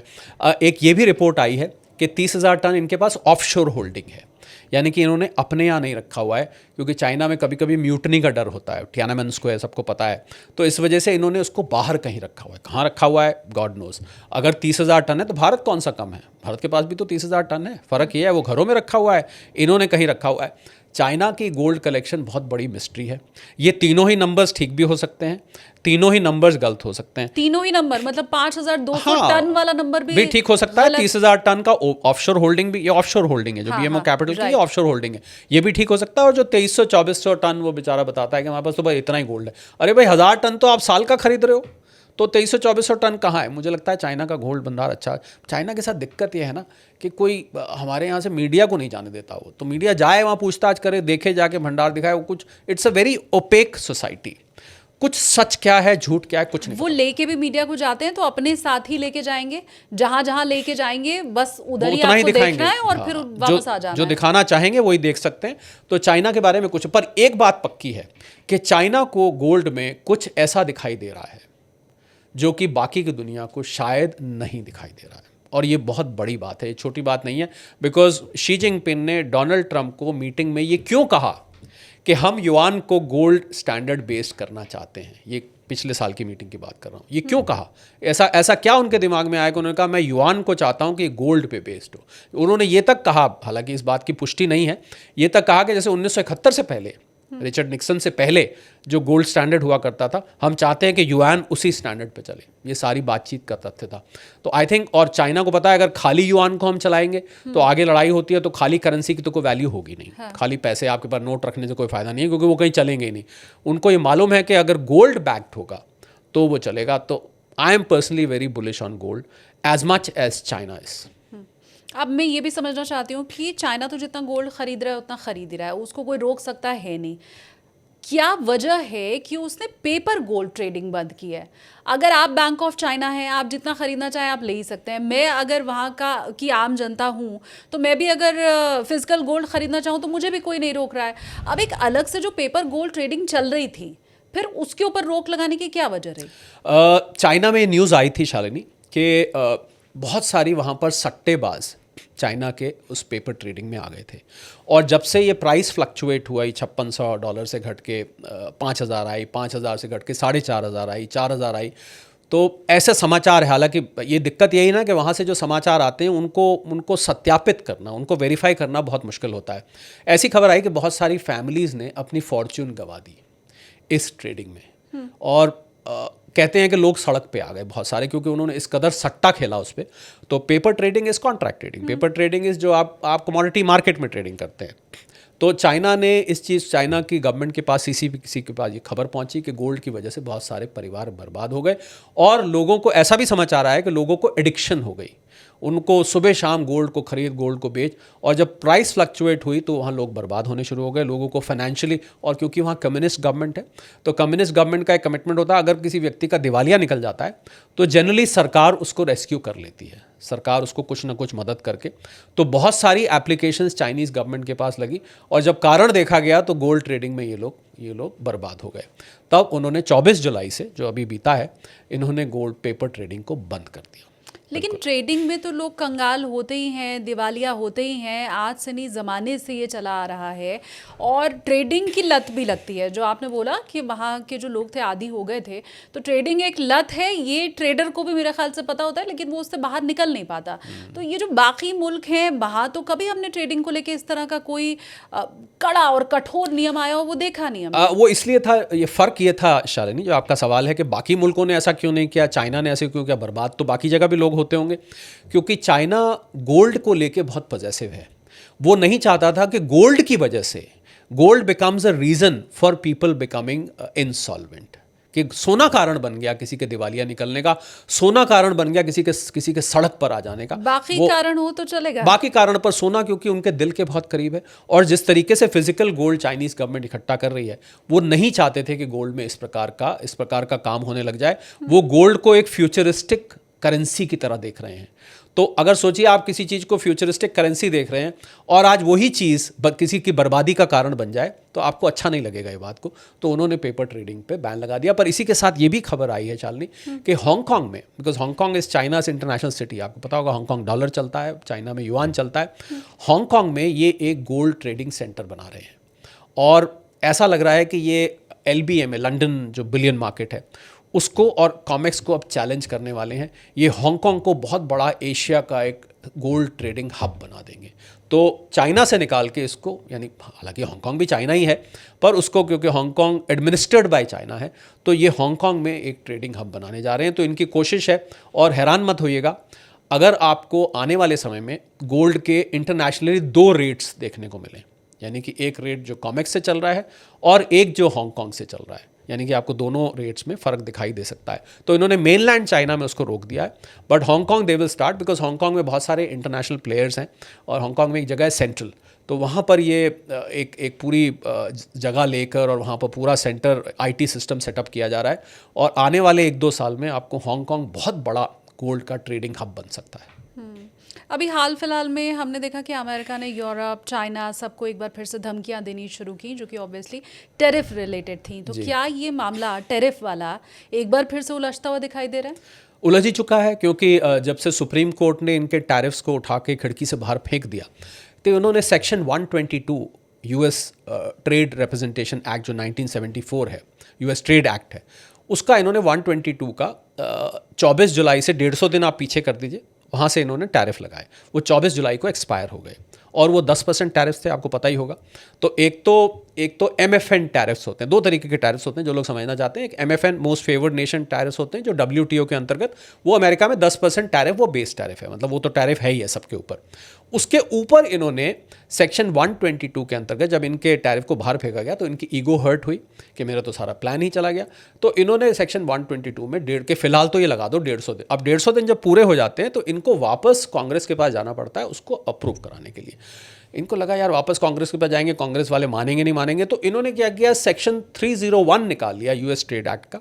उसके अंतर्गत इन्होंने दुनिया पे टैरिफ ठोकने शुरू कर दिए। सेक्शन 301B कहता है कि आपकी कंट्री अगर हमारे साथ अनफेयर ट्रेड प्रैक्टिस कर रही है और हमारी इन्वेस्टिगेशन में ये पाया गया कि आप अनफेयर ट्रेड प्रैक्टिस कर रहे हैं तो हम आपके ऊपर टैरिफ ठोक देंगे। उसके अंतर्गत इन्होंने कनाडा पे 50% लगा दिए, ब्राज़ील पे लगा दिया, भारत के ऊपर पहले 12.5% लगाया, फाइनली वो 10% पे सेटल हुआ। तो जो लोग पहले तो कंफ्यूज हैं कि भारत के ऊपर असल में टैरिफ है कितना, तो 10 MFN वाला और 10 अब ये एडिशनल वाला, और इसी टैरिफ के चक्कर में आज तक ट्रेड डील रुकी हुई है। This is one of the main reasons. और आप देखें तो कुछ देशों के ऊपर 12.5% लगाया, उसके मुकाबले भारत का थोड़ा सा एडवांटेज है। हाँ। पर जिस कारण से लगाया गया है वो कारण ऑब्जेक्शनेबल है। इनका कहना यह है कि भारत में जो सामान बन रहा है और अमेरिका भेजा जा रहा है उसमें साहब जबरन मजदूरी यूज़ हो रही है। अब भारत में तो कहीं फोर्स लेबर है नहीं, वो कहते हैं नहीं जो चाइना से आप सामान मंगा रहे हो ना उसमें क्योंकि जबरन मजदूरी है, आप उस सामान को अपने यहाँ लगा रहे हो, वो उसमें कोई रॉ मटेरियल है और वो हमारे यहाँ भेज रहे हो। I think it is stretching your imagination too far. और मुझे लगता है मिनिस्ट्री ऑफ कॉमर्स ने इस पर ऑब्जेक्ट किया है, और कितनी बार ट्रेड डील हो रही है नहीं हो रही, हर बार बयान आते जल्द हो जाएगी, बस अब होने वाली है, बस ये नहीं हो रहा। अरे ट्रेड डील जो होनी होती है इतने दिन थोड़ा ना उसमें लगते हैं। तो मुझे लग रहा है the spirit of trade deal is getting defeated, कि आप इस प्रकार से ये इल्ज़ाम लगा के अगर आप दूसरे के ऊपर टैरिफ लगाएंगे कि आपके यहाँ जबरन मजदूरी होती है, तो एक बार फिर से टैरिफ गेम इन्होंने शुरू कर दिया है। और ये सेक्शन 301 में अब इन्होंने टैरिफ लगाने शुरू किए हैं अनफेयर ट्रेड प्रैक्टिसेस के लिए। अब हैरानी की बात यह है शालिनी कि टैरिफ किसके ऊपर, टैरिफ तो अपने ऊपर लगते हैं, आप देश के ऊपर कहाँ टैरिफ लगा रहे हैं। उसका ट्रेड आपने तो सब पर लगा दिए, तो सामान तो आप ही के यहाँ महंगा होगा, पहले इसके बारे में हम बात कर चुके हैं। आपके यहाँ आपके इंपोर्टर्स के ऊपर टैरिफ है, तो टैरिफ तो अपने आप अपने नागरिकों के ऊपर लगा रहे हैं। पर ये टैरिफ को इस तरीके से वेपनाइज कर रहे हैं, ऐसा लगता है कि दूसरे के ऊपर कोई मिसाइल छोड़ दी है, जबकि होता यह है कि टैरिफ अपने ऊपर ही लगाया है, टैरिफ तो खुद के ऊपर है। So I think as far as India US trade deal is concern, उम्मीद तो करी जा रही है जल्द हो जाएगी। अब 10 + 10 20 हो गया है। कुछ नेशंस के मुकाबले हमें थोड़ा सा एडवांटेज मिला है। जिन नेशंस के ऊपर 12.5% ये एडिशनल लगा है तो 2.5% का हमें एडवांटेज है, पर ये एडवांटेज बहुत मामूली है, साइकोलॉजिकल है। ये तो डिपेंड करता है ना कि क्या सामान आप कितने का बेच रहे हैं। मान लीजिए आपने जो टॉप पहनी है, अब ये टॉप अगर अमेरिका में जा रही है और ये वहाँ पर मान लीजिए $40 की बिक रही है, भारत से बन के जा रही है वो मान लीजिए $30 की, और $10 उस पर मार्जिन लेके वहाँ बिक रही है, और बांग्लादेश से वो टॉप $25 की बन के जा रही है, तो अगर 2.5% बांग्लादेश पे फालतू लग भी गया तो भी हमसे सस्ती होगी। तो वो लोग कह रहे हैं कि हमको थोड़ा बाकियों के मुकाबले एक एडवांटेज मिल गया है कि हमारे ऊपर 10% लगा है। बट इट ऑल डिपेंड्स कि बिलिंग कितने की करी जाती है, तब डिपेंड करेगा ना। तो I think it's all confusing around the world. लोग परेशान हैं, भैया ट्रम्प साहब मान जाओ, ट्रम्प साहब ठंडे हो जाओ, ट्रम्प साहब अपने दिमाग को, तो कुछ कहते हैं ट्रम्प साहब को मेडिटेशन वगैरह के लिए भेज दें, जाके कहीं मेडिटेट करें, अपने दिमाग को शांत करें। कुछ ना कुछ फितूर कहते हैं इसको, फितूर उनके दिमाग में आता रहता है। ऐसा मेडिटेशन सेंटर कहाँ बना है, मैं जानना चाहती हूँ। मैं जानना चाहती हूँ ऐसे कौन से योग गुरु हैं जो डोनाल्ड ट्रंप को शांत कर सकते हैं। अभी आप मुझे कैमरा ऑन होने के पहले ही बता रहे थे कि आज सुबह ट्रंप साहब ने एक कैप लगाई हुई थी जिसमें 2028 लिखा हुआ था। 2028 की कैप लगा ली। अरे 2028 में तो इलेक्शन है एंड में, तो इसका मतलब क्या हुआ? कहीं ऐसा तो नहीं कि अमेरिका राष्ट्रपति 2 बार से ज़्यादा राष्ट्रपति नहीं बन सकता? मुझे तो लग रहा है कि कॉन्स्टिट्यूशनल अमेंडमेंट आ सकती है कि अब 2 बार कुछ नहीं, मैं तो 3 बार बनूंगा, और तब ये 83 साल के हो जाएंगे। आपको याद नहीं होगा सर, हमने एक पॉडकास्ट में ये डिस्कस किया है, मैंने एक क्लियर सवाल आपसे पूछा है पॉडकास्ट में कि कहीं ऐसा तो नहीं कि ऐसा कोई अमेंडमेंट लेके आएंगे डोनाल्ड ट्रंप, और तब आपने कहा था कि नहीं ये तो मतलब पॉसिबल नहीं है। ये हार्डली मुझे लगता है सर आज के 4-5 महीने पहले की बात है, और 4-5 महीने बाद ही आपका ख्याल बदल गया। नहीं, मेरा क्या, मैंने तो टोपी देखी, मेरे क्या ख्याल बदला? उनकी टोपी बदल गई। मेरा ख्याल नहीं बदला, उनकी टोपी बदल गई। तो अगर टोपी पे ये इंटेंशन दिखा रहे हैं, and I think he must be feeling very healthy. मतलब 80 साल क्रॉस करके, अभी बर्थडे निकला उनका, और 80 साल पार करके 2 साल बाद वो होंगे 82 के, और अगर 82 की एज में वो राष्ट्रपति बनते हैं तो फिर उसके बाद 86 तक राष्ट्रपति रहेंगे। एक तो दिक्कत क्या है कि ये जो फॉर्मूला है ना Shalini, that you live only once, ये जो वेस्टर्न कॉन्सेप्ट है कि आप एक ही बार जीते हैं, ये ज़िंदगी एक ही है, बस उसके बाद नहीं है। बहुत सारे हमारे जेंजी भी यही मानने लगे हैं कि YOLO, you only live once. तो उसकी वजह से क्या है कि लोग मरने से बहुत डरने लगे हैं कि मैं तो कभी मरूंगा ही नहीं। वो देखिए पुतिन साहब तो ऐसी वो मेडिसिन इन्वेंट कर रहे हैं, कोई उस पर काम कर रहे हैं जिससे मैं 150 साल जीऊँ। आपने सुना होगा शायद, ही इज़ इन्वेंटिंग समथिंग, उस पर रिसर्च चल रही है कि मैं 150 साल जीऊँ। संभव है आपको लगता है? ये हो सकता है कभी? ये आप कैसे कर सकते हो? अगर कोई कॉन्स्टिट्यूशनल अमेंडमेंट अमेरिका में आए, हालांकि उसका भरसक विरोध होगा, जो कि एक व्यक्ति को तीसरी बार राष्ट्रपति बनने के लिए पावर देगी। So don't be surprise. ये 2028 की टोपी जब से मैंने देखी है तो मुझे लग रहा है अमेरिकन को टोपी पहनाने लगे हैं। जेंजी के लिए हालांकि मैं कह दूं कि हमारे सनातन में कहा गया है पुनरपि जननम, हाँ, पुनरपि मरणम, पुनरपि जननी जठरे शयनम। एब्सोल्युटली। तो हमारे यहाँ तो पुनर्जन्म हाँ, का कॉन्सेप्ट है। देह जो है वो जैसे वस्त्र बदलती है वैसे ही आत्मा शरीर बदलती है, तो हमें टेंशन लेने की जरूरत नहीं है, हम दोबारा आएंगे। जी। अब आप मुझे ये बताएं, क्योंकि हमने देखा जब अचानक से रुपए की वैल्यू कम होने लग गई तो एक बार की चर्चा ये हो रही थी कि ये तो $100 पार हो जाएगा जी। लेकिन फिर हमने देखा कि आरबीआई की तमाम कोशिशें और उसके बाद रुपया अभी हमें स्थिर दिखाई दे रहा जी। है। मैं जब आपसे बात कर रही हूँ तो मुझे ये 95.84 जी। रुपीस दिखाई दे रहा है। तो ये जो आरबीआई की कोशिशें हैं और रुपए का अभी थमना है, वैल्यू उसकी कम नहीं हो रही है, ये क्या हमारी अर्थव्यवस्था के लिए ठीक है, या आरबीआई की जो इतनी कठिन कोशिश है वो ठीक है?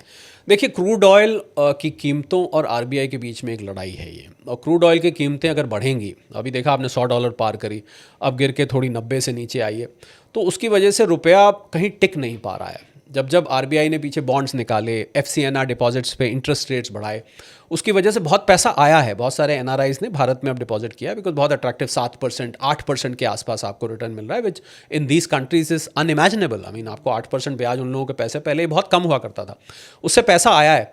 पर क्रूड ऑयल से जो आउटफ्लो हो रहा है वो उसको बीट कर गया है। यानी कि आउटफ्लो रुपए पर प्रेशर डालता है, जो पैसा आता है, देखिए तो जितना पैसा आ रहा है और जो जा रहा है उसका बैलेंस है, डिमांड सप्लाई का खेल है सारा। तो जब पैसा आने वाला ज़्यादा हो जाता है और ऊपर से आरबीआई हेल्प करता है तो रुपया आपको थोड़ा ठीक होता दिखता है, और जब क्रूड ऑयल की कीमत बढ़ने लगती है तो एकदम से रुपया ऊपर जाने लगता है। मुझे लग रहा है रुपये को यहाँ पर रोकना आरबीआई के लिए बहुत चैलेंजिंग होने वाला है, बहुत कठिन काम होने वाला है, क्योंकि अगर क्रूड ऑयल ये वापस 70-75 पे नहीं आया तो आपको रुपया धीरे धीरे कर क्योंकि आरबीआई भी कब तक करता रहेगा। मैं बता दूं सबको कि आरबीआई के पास जो डॉलर के भंडार होते हैं, उस भंडार में से रुपी डॉलर स्वैप किया जाता है। यानी कि उसमें से एकदम से वो $1 बिलियन निकालेगा और छोड़ देगा, क्योंकि आप छोड़ेंगे तो सप्लाई बढ़ेगी तो कीमत नीचे आती है। तो आरबीआई कब तक ये करता रहेगा? और अगर क्रूड ऑयल की प्राइसेस शालनी बढ़ती हैं तो फिर तो ये विदेशी मुद्रा भंडार और बहुमूल्य हो जाता है। आपको मोदी जी की वो अपील्स याद होंगी, then this becomes even more tricky. और दूसरा, भारत के इंपोर्ट्स बढ़ रहे हैं, खाली क्रूड ऑयल नहीं, एडिबल ऑयल, फर्टिलाइजर्स, इलेक्ट्रॉनिक सामान, रॉ मटेरियल, जितना भी हम सामान बाहर से मंगाते हैं। आज मेरे से सुबह कोई इस बात पे पूछ रहा था कि हम इतने एडिबल ऑयल्स क्यों मंगा रहे हैं। हमें पाम ऑयल, आपको पता होगा, इंडोनेशिया से भर भर के यहाँ पर आता है, जबकि मोदी जी ने कहा था कि भाई आप सरसों का तेल इस्तेमाल करिए, आप जो भारत में और तेल बनते हैं कोकोनट ऑयल इस्तेमाल करिए। पर वो क्रूड पाम ऑयल की ऐसी आदत लोगों को पड़ी है, उसमें कोई स्मेल नहीं होती है ज़्यादा, और कुकिंग भी बढ़िया होती है, स्वाद भी बढ़िया आता है, उसका ओवर पावरिंग टेस्ट नहीं होता। मैंने कुछ गृहिणियों से बात करी कि पाम ऑयल जो आप यूज़ करिए, इंडोनेशिया वाले तेल के बारे में कुछ मेरे टीवी चैनल पे शो चल रहा था, तो उन्होंने कहा कि सरसों के तेल में, आप बताइएगा ठीक बताया कि नहीं, सरसों के तेल में एक स्मेल आती है, वो स्मेल हमारे बच्चे नहीं पसंद करते हैं, तो इस वजह से पाम ऑयल न्यूट्रल होता है, उसमें कोई स्मेल नहीं आती। और अब क्योंकि सस्ता मिल रहा है और आसानी से यहाँ आ जाता है, तो आई थिंक इंपोर्ट को हमें रोकना होगा। और बहुत सारी चीज़ें ऐसी हैं शालिनी जो हम चाहें तो नहीं इंपोर्ट करें, हमें ज़रूरत नहीं है उसकी। आप मानोगे नहीं, दालों के इतने इंपोर्ट्स हो रहे हैं, जबकि दालें मुझे लगता है भारत में दलहन बोलते हैं जिसको। I think there is plenty of pulses here, पर फिर भी वहाँ से जो आई दालें वो बड़ी पॉलिश चमकती हुई होती हैं, और अब रेट वेट भी ठीक ठाक से होते हैं, बहुत महंगी नहीं होती हैं। आई थिंक ये जो अननेसेसरी इंपोर्ट्स हैं, ये रोकने से भी रुपए पे फ़र्क पड़ सकता है। There is a lot of unnecessary import which is happening in the country, जिसकी शायद ज़रूरत ना हो। मैं आउट ऑफ कॉन्टेक्स्ट एक बात बोलूँगी यहाँ पे, 1 मिनट का समय आपका लेके, कि मैंने अभी हाल ही में 2 डॉक्टर्स के इंटरव्यू किए और दोनों ही डॉक्टर हमारे पूर्व राष्ट्रपतियों और पूर्व प्रधानमंत्रियों के डॉक्टर हैं। उनकी तरफ से भी ये सलाह दी गई कि पाम ऑयल से बड़ा जहर ही नहीं है दुनिया में। बावजूद इसके अगर कोई गृहिणी, मैं नहीं जानती आपने जिनकी भी बात की है, डेफिनेटली आपकी चर्चा हुई है, वो अगर पाम ऑयल को ज़्यादा तरजीह दे रही हैं और सरसों का तेल कम खा रही हैं, तो मुझे लगता है ये बच्चों को खाना तो खिलाया जरूर जा रहा है क्योंकि वो सरसों का तेल नहीं खा रहे, लेकिन अल्टीमेटली वो जहर ही पेट में जा रहा है। तो डॉक्टर्स भी यही सलाह दे रहे हैं, एक्सपर्ट भी यही सलाह दे रहे हैं, आप खुद भी ये नोटिस कर रहे हैं कि पाम ऑयल की ही वजह से आज हमारी हड्डियां, हमारा शरीर खराब हो रहा है, तो उससे देश की भी जो अर्थव्यवस्था है खराब हो रही है, आपका शरीर भी खराब हो रहा है। बिल्कुल, रुपया कमजोर उसकी वजह से हो रहा है। एक तरफ हड्डियां कमजोर हो रही है, एक तरफ रुपया कमजोर हो रहा है। हाँ, तो दोनों को ही बचाए रखने में लगाइए आप, जब कढ़ाई में जैसे ही पाम ऑयल डालते हैं तो उधर रुपया भी साथ में जो है वो कमजोर होने लगता है। ठीक बात, तो ये दोनों को ही रोकना आप ही की जिम्मेदारी है। मोदी जी तो कह ही रहे हैं लगे हाथ, मैं भी, मेरा पॉडकास्ट चल रहा है तो लोगों से ये आग्रह कर दूं। एक चीज मैं और समझना चाहती हूँ, ये जो बॉन्ड यील्ड है वो हम देख रहे हैं कि ऑल टाइम हाई पे अपने हैं। बीते 10 साल के हाई पे हमें दिखाई दिया बॉन्ड यील्ड 4.7%, फिर जब मैं चेक करी थी तो 30 साल वाला जो यील्ड है वो भी अभी 5.16% है। तो ये यील्ड और डॉलर का जो कनेक्शन है थोड़ा वो समझाइए, और इसके साथ साथ फिर आप ये भी बताइए कि यील्ड ऊपर जा रहा है तो सोना और चांदी नीचे आएगा या उसके लिए ये बुरी खबर है, ऐसा अमूमन सोचा जाता है। इस बार भी क्या वही होना है? जी हाँ, सबसे पॉपुलर जो बॉन्ड यील्ड्स होती हैं वो 10 साल वाली होती हैं, 30 साल वाली भी होती है, 5 साल वाली भी होती है, पर हम 10 साल की बात करते हैं और ये जो मैं बोलने जा रहा हूँ वो सभी के लिए अप्लाई करता है। तो 10 साल की बॉन्ड यील्ड इस समय जब हम बात कर रहे हैं, 28 जुलाई दोपहर का वक्त है, करीब 4.6 के आसपास है। 4.6 4.65 के बीच में शायद घूम रही होगी, हमें बोलते हुए कुछ समय हो गया। मेरे सामने जब मैं ऑफिस में होता हूँ तो वो स्क्रीन पे लाइव चलती रहती है हर वक्त। तो ये जो यील्ड है ये अमेरिका में महंगाई बताती है, पहला। दूसरा, इस यील्ड की रिश्तेदारी DXY डॉलर इंडेक्स से होती है। डॉलर इंडेक्स आपको याद होगा, मैंने बताया था 6 करेंसीज को मिला के बनता है। मैं जिन लोगों को याद नहीं है मैं दोबारा दोहरा दूं, Japanese yen, euro, British pound, Swiss franc, Swedish krona और कनेडियन डॉलर, इन 6 करेंसीज की बास्केट बनाई जाती है, उसके अगेंस्ट डॉलर को तोला जाता है। ये भी इस समय 101 के आसपास है, ये जो डॉलर इंडेक्स है। तो जब जब डॉलर इंडेक्स बढ़ता है तो बॉन्ड यील्ड्स बढ़ती हैं, और जब जब महंगाई का अंदेशा होता है तो बॉन्ड यील्ड्स बढ़ती हैं। देखिए बॉन्ड क्या है, आप इट इज़ लाइक जैसे हमारे यहाँ जब महंगाई बढ़ती है तो बैंकों के इंटरेस्ट रेट्स बढ़ जाते हैं, जो आप बैंक में फिक्स डिपॉजिट्स करते हैं उसके रेट बढ़ जाते हैं। तो बॉन्ड यील्ड्स अमेरिका में 4.7 होना बहुत बड़ी बात है। मुझे कुछ साल पहले का याद है, ये 1% 2% के आसपास हुआ करती थी। अमेरिका तो इसलिए बदनाम था कि यहाँ इंटरेस्ट ही कुछ नहीं मिलता है। इनफैक्ट सेविंग्स अकाउंट में पैसा आप रखें तो आपको उल्टा खर्च करना पड़ता है, रिटर्न नहीं मिलता। अब 4.7 अमेरिका जैसे देश में बॉन्ड यील्ड्स का मिलना, तो ऐसे में होता क्या है, आपने सोने चांदी की बात करी, कि जो वहाँ के लोग हैं उनको 4.7 तो ऐसे लगता है लॉटरी निकल आई है, क्योंकि वो लोग क्या करते हैं, और गोल्ड पे रिटर्न मिलता नहीं है, गोल्ड पे डिविडेंड तो होता नहीं है, गोल्ड तो आप रख के बैठ जाइए, भाई बढ़ गया तो बढ़ गया, नहीं तो कुछ देगा तो है नहीं आपको। तो उनको लगता है कि अब गोल्ड जैसे एसेट में पैसा रखना समझदारी नहीं है, हमें इस पैसे को फिक्स रिटर्न इन्वेस्टमेंट में रखना चाहिए। तो गोल्ड की कीमत जब जब बॉन्ड यील्ड बढ़ती है तो गोल्ड की कीमत पर दबाव महसूस होता है, क्योंकि लोगों को ऐसा लगता है कि अब गोल्ड से निकाल के हमें इन बॉन्ड्स में रखना चाहिए। पर इसमें एक ज़रूरी बात यह है कि दुनिया भर के देशों ने जो पैसा अमेरिका से निकाला है, और शालिनी पहली बार पिछले फेड की जब मीटिंग हुई थी, शायद आपसे मैं उससे पहले मिला था या बाद में मुझे याद नहीं, पहली बार अमेरिकन फेड ने एक बात स्वीकार करी, और मुझे ये पहली बार देखने को मिला। उन्होंने मिनट्स आप पढ़ेंगे तो आपको दिखेगा कि दुनिया भर के देशों ने अमेरिकी ट्रेजरी बॉन्ड से पैसा निकालकर और गोल्ड में लगाया है। उन्होंने इस बात को स्वीकार किया। तो इसको देखते हुए ये जो बॉन्ड यील्ड्स बढ़ी हुई हैं, ये महंगाई के अंदेशे की वजह से बढ़ी हुई हैं, क्योंकि महंगाई है 2.6%, 2.8 या 2.6, अभी 2.6 आई है, और बॉन्ड यील्ड्स हैं 4.7%। तो ये डॉलर के डिमांड बढ़ने से, डॉलर इंडेक्स बढ़ने से ये बॉन्ड यील्ड्स इस समय बढ़ रही हैं। क्योंकि अगर इसको सैद्धांतिक तौर पर हम समझना चाहें, in principle if you want to understand this, कि ऐसा माना जाता है कि जब इन्फ्लेशन बढ़ रहा है और डॉलर स्ट्रांग हो रहा है, तो ऐसे में आपको उस देश में निवेश करना फ़ायदेमंद होता है, क्योंकि डॉलर आपकी करेंसी मजबूत हो रही है। करेंसी मजबूत हो रही है तो आपकी बॉन्ड आपको ज़्यादा यील्ड देगा। इस पर मुझे लगता है कि ये एक टेम्पररी फेस है, क्योंकि डॉलर का बहुत ज़्यादा उज्ज्वल भविष्य मुझे नहीं दिखाई देता है। I don't see a very bright future in dollar. तो फिलहाल ये हाई है, जब जब ये हाई होंगी ये बात सच है कि गोल्ड प्रेशर में आएगा। ये हाई होने का ये भी मतलब है कि महंगाई का दौर अभी जारी है। ये हाई होने का ये भी मतलब है कि फेड अभी इंटरेस्ट रेट्स बढ़ाने की गुंजाइश रखता है। In fact there is a cause effect relationship between Fed rates and bond yields, यानी कि ये उसका कारण है और वो इसका कारण है। बॉन्ड यील्ड बढ़ती है तो आपको फेड रेट्स बढ़ा सकता है, और फेड रेट्स बढ़ाता है तो बॉन्ड यील्ड बढ़ती हैं। इसको हम कॉज इफेक्ट रिलेशनशिप करके समझ सकते हैं। आप ही की सारी बातों को घुमा फिरा के मैं अब अगला सवाल आप ही से पूछने जा रही हूँ कि बॉन्ड यील्ड का बढ़ना सोने चांदी के लिए बुरी खबर, डाउन होगा। आप ही ने कहा कि फेड अभी तो रेट नहीं बढ़ाने वाला है, ऐसा आपको लगता है, तो फेड रेट बढ़ाने नहीं वाला है ये आपको लगता है। यील्ड जो है वो लगातार मजबूत होती हुई दिखाई दे रही है, और वर्ल्ड गोल्ड काउंसिल ये कह रहा है कि अभी तो ये न्यूनतम स्तर नहीं है, सोना इसके भी नीचे जा सकता है। इन तीनों बातों को अगर मैं जोड़ दूं और शुरुआत जहां से हुई थी वहां पे लेके आऊं कि आपने कहा शॉर्ट टर्म में सोना नीचे जा सकता है, तो एक बार नहीं, दो बार नहीं, 3 बार मैंने वेरीफाई कर लिया, क्रॉस चेक मैंने कर लिया, तीनों बात इसी तरफ इंगित कर रही है, सोना नीचे जाएगा।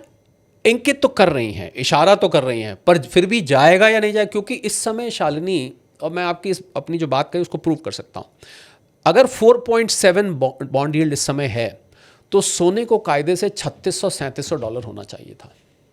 क्योंकि हम लोग क्या करते हैं कि बॉन्ड यील्ड, डॉलर इंडेक्स और गोल्ड को हम प्लॉट करते हैं, इनकी जो कनेक्शन है, यानी कि किस लेवल पे बॉन्ड यील्ड कितना तो सोना कितना, डॉलर इंडेक्स कितना, इसको हम बाकायदा कि इस लेवल पे इतना तो ये इस लेवल पे इतना, अगर वो इतना तो ये इतना, उस हिसाब से $3600-3700 इस समय गोल्ड को होना चाहिए था।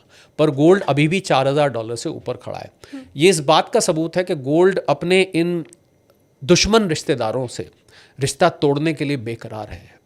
यानी कि बॉन्ड यील्ड, डॉलर इंडेक्स, इससे निकलना चाहता है गोल्ड।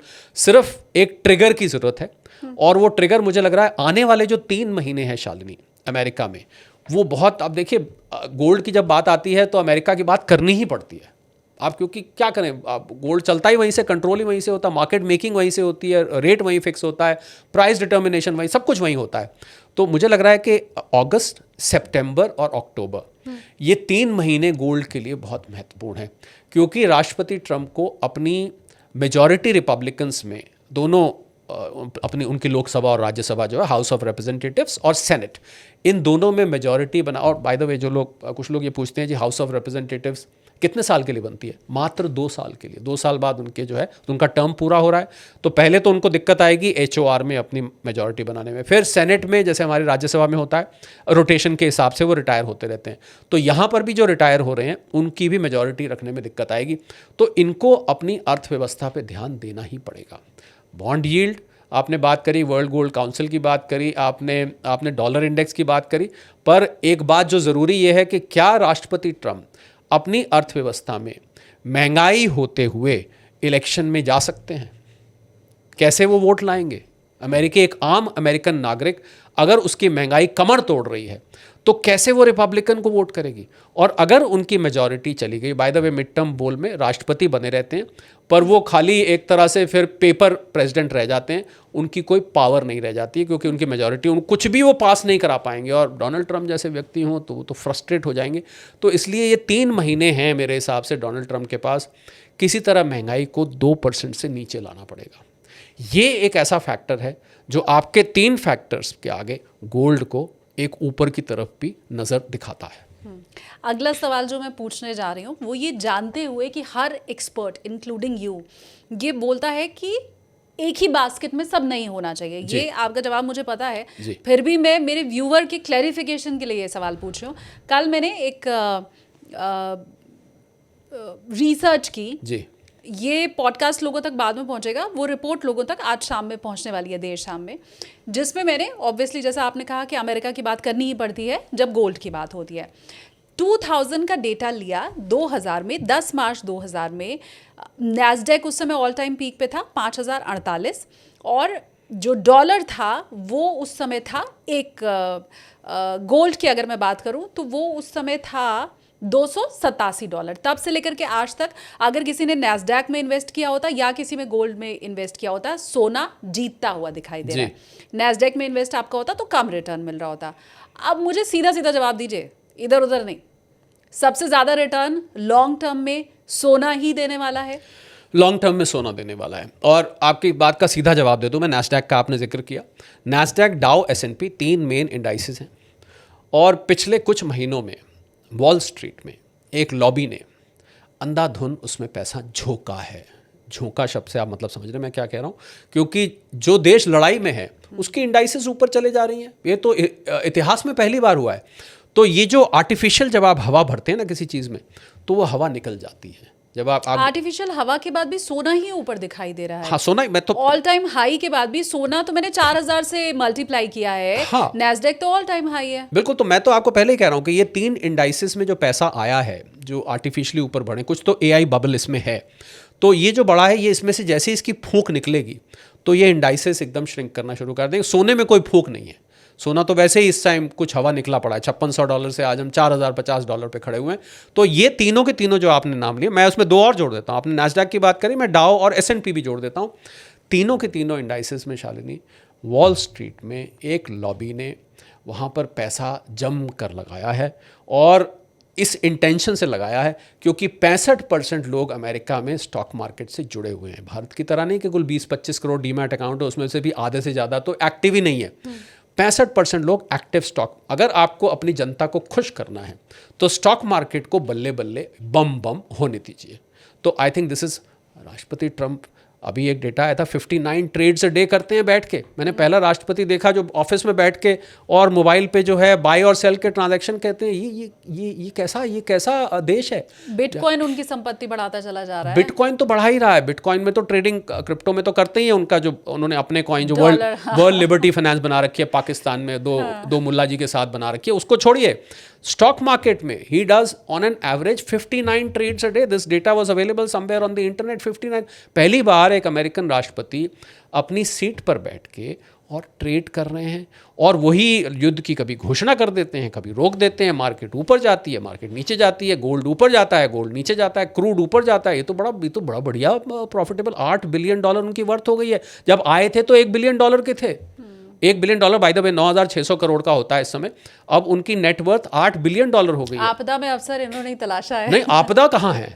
ये तो राष्ट्रपति बनने का अवसर है। ये तो बड़ी ही अजीब बात मुझे लगती है। मुझे लगता है सिक्योरिटीज एक्सचेंज कमीशन जो भारत में जैसे सेबी है, वहाँ SEC है, उसको इस बात पे तहकीकात करनी चाहिए। और कैसा देश है, यहाँ कोई नियम ही नहीं है। मतलब जो आदमी ऑफिस पे बैठा है, हाईएस्ट ऑफिस पे बैठा है, वो कैसे ट्रेड कर सकता है इस तरीके से।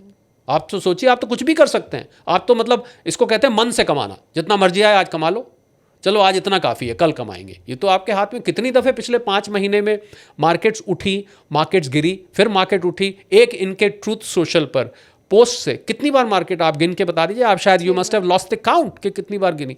एंड बड़ा ही अजीब बात मुझे दिखाई देती है। तो इसलिए यहाँ पर 3 महीने ये जो आने वाले हैं, इन पर गोल्ड और सिल्वर के जो प्रेमी हैं, निवेशक हैं, वो नज़र बना के रखें।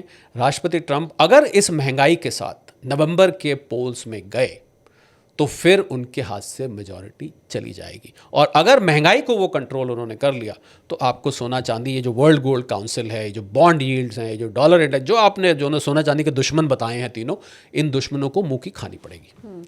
अब आखिरी सवाल मैं आपसे ले रही हूँ, क्योंकि मैंने अभी तक निफ्टी से कंपेयर नहीं किया है गोल्ड को, मैंने नैस्डैक से किया है। क्या भारतीय निवेशकों के लिए भी सलाह यही है कि सोना लॉन्ग टर्म में आपको निफ्टी से ज्यादा पैसा देने वाला है?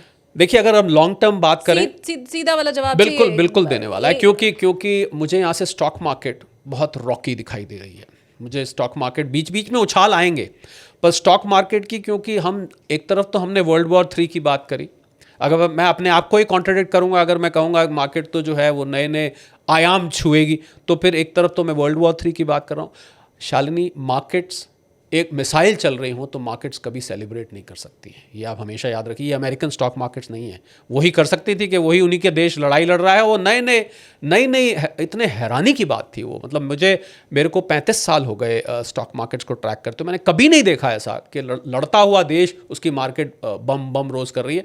तो आई थिंक मार्केट्स मुझे आगे थोड़ा सा टफ नज़र आ रही हैं। बीच बीच में उछाल आएंगे, पर लॉन्ग टर्म में आज भी मैं गोल्ड पे बहुत बुलिश हूँ। और वो जो थैली वाला एग्जाम्पल था ना, कि पोटली में उठा के कंधे पे रख के छुपा के कहीं अपनी अंटी में दबा के, वो एग्जाम्पल आप याद रखिए। मुझे लग रहा है gold can beat stock markets in the long run, but this is long run, we are not talking of short term. और क्योंकि हमने चांदी की बात नहीं की है, तो आपको आगे चांदी क्या ओवरकम करती हुई दिखाई दे रही है? सोना ज़्यादा रैली पकड़ेगा, चांदी ज़्यादा रैली चांदी पकड़ेगी? बीट कर सकती है सोने को, क्योंकि चांदी की ज़रूरत 55% वो जो 3-4 जगह सेमीकॉन में, सोलर सेल्स में, आर्टिफिशियल इंटेलिजेंस में, इलेक्ट्रिक व्हीकल्स की बैटरीज में इस्तेमाल होती है।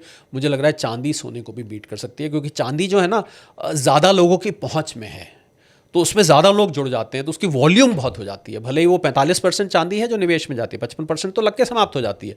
और 5,000 टन की आज भी चांदी की साल की शॉर्टेज है, यानी कि जितनी इंडस्ट्री में और निवेश में चाहिए होती है, 5,000 टन उससे शॉर्ट प्रोड्यूस हो रही है। और आपको जानकारी के लिए बता दूं, जो लोग जानना चाहते हैं कौन सा वो दुनिया का देश है जिसके पास सबसे ज़्यादा चांदी है, उसका लैटिन अमेरिका में वो देश है, उसका नाम है पेरू। PERU, पेरू बोला जाता है, पर एक्चुअली उसको पेरू कहते हैं। तो उसके पास 1,40,000 टन का चांदी का रिजर्व है। हालांकि वो चांदी का सबसे बड़ा प्रोड्यूसर नहीं है, तो बहुत सारी कंपनीज कोशिश कर रही हैं पेरू गवर्नमेंट के साथ कॉन्ट्रैक्ट करने की चांदी की माइनिंग के, पर फिर भी 5,000 टन की आज प्रोडक्शन में चांदी की शॉर्टेज है। तो मुझे लग रहा है कि चांदी सोने को रिटर्न के मामले में जब ये रैली आएगी बीट कर सकती है। और चांदी अभी ऑल टाइम लो है?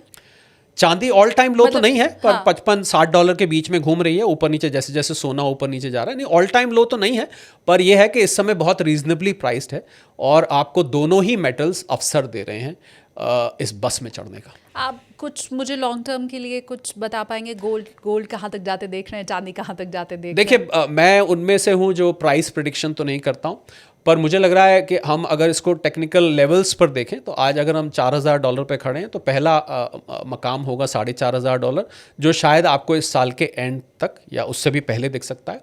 दूसरा लेवल $5,000, और उसके बाद एक बार इसने $5,000 क्रॉस किया तो फिर ये 6, 7, 8 कहीं भी जा सकता है। मैंने बिल्कुल एक्सपेक्ट नहीं किया था। मैं तो सोच रही थी आप कम से कम $6,000 इस साल के अंत तक तो बोल ही देंगे। मैं देखिए, ऐसा होता है कि आप जब 4500, कम- 4,000, 4100 पे तो है ही। कम बोलते हैं और ज़्यादा हो जाता है तो बुरा नहीं लगता, पर ज़्यादा बोलते हैं और कम रह जाता है तो लोगों को बहुत बुरा लगता है। 4100 पे हमें ही $400 बढ़ा के अरे आपके मुंह में हल्दीराम आपके मुंह में हल्दीराम, बीकानेर वाला, जितने मिठाई वाले हैं सबके सब।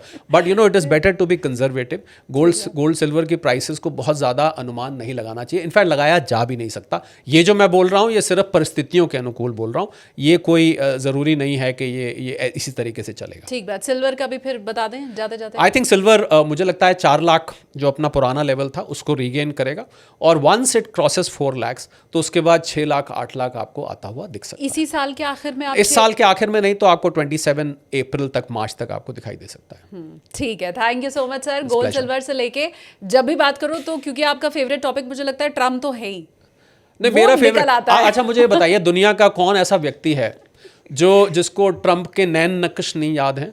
पर आपके साथ बात करके ज्यादा मजा आता है तो ट्रम्प के ऊपर। बिकॉज वो हरकत ही ऐसी करते हैं, मैं क्या करूँ। आप देखिए दुनिया में न्यूज़ में अगर किसी को बना रहा, अभी फीफा हुआ ना, जाते जाते बता दूं आपको, तो बड़ी मज़ेदार बात हुई। पता नहीं आपने देखा, क्योंकि रात को हो रहा था, मैं फुटबॉल का शौकीन हूँ। तो फीफा का जब वो स्पेन लेने आया ट्रॉफी, तो क्योंकि ट्रम्प साहब का बिल्ड बड़ा अच्छा है, हष्ट-पुष्ट हैं, लंबे भी हैं, और अपने ज़माने में माशाल्लाह कहते हैं, खंडर बता रही है कि किला बहुत मजबूत हुआ करता था किसी ज़माने में।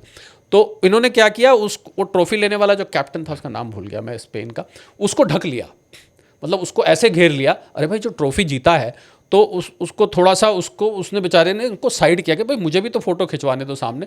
अच्छा यहाँ तक तो ठीक था।